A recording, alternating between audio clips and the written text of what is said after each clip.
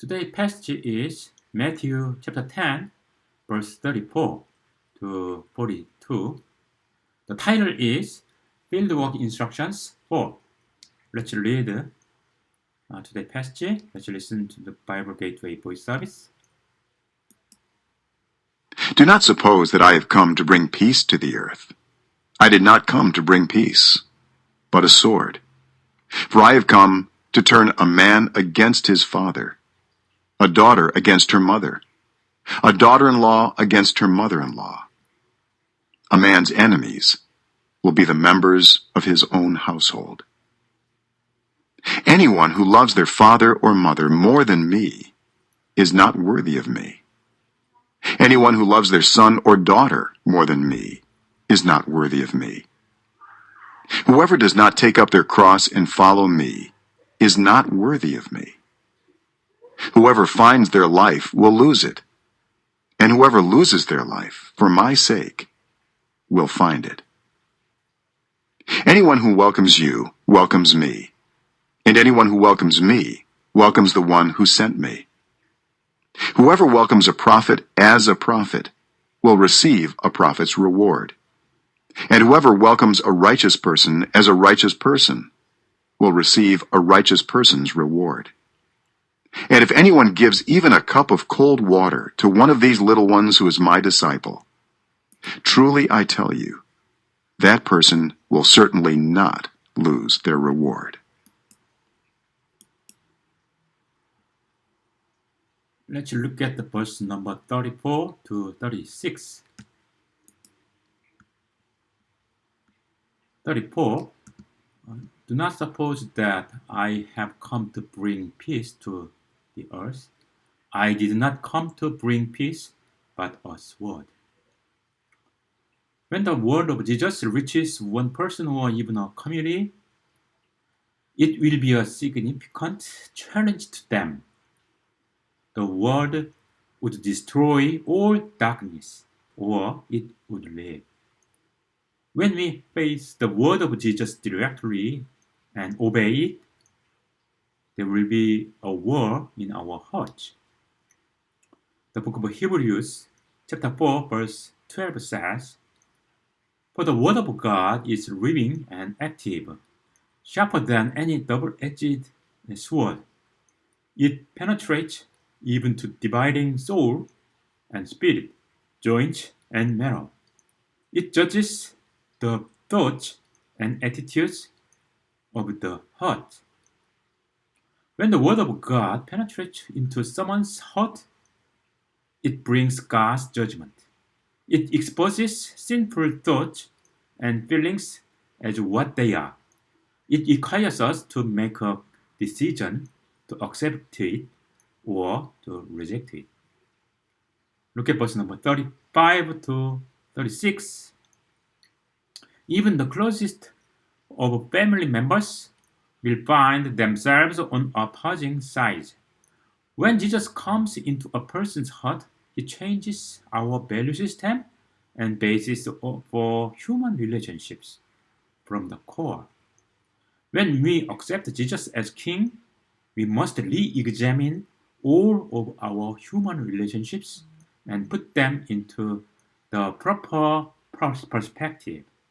We must realize that the Christian life involves conflict and struggle on the deepest level of our being. Anyone who thinks the Christian life is fun and enjoyable and always good has failed to walk through the transformation that Jesus requires from us. Let's look at the verse number 37 to 39. 37. Anyone who loves their father or mother more than me is not worthy of me. Anyone who loves their son or daughter more than me is not worthy of me. Jesus tells us we must set our priority very clearly to love him first, before any other affection we have. In human relationships, there is not a deeper love in loyalty than the one between parents and children. But this relationship too must be subject to the kingship of Jesus.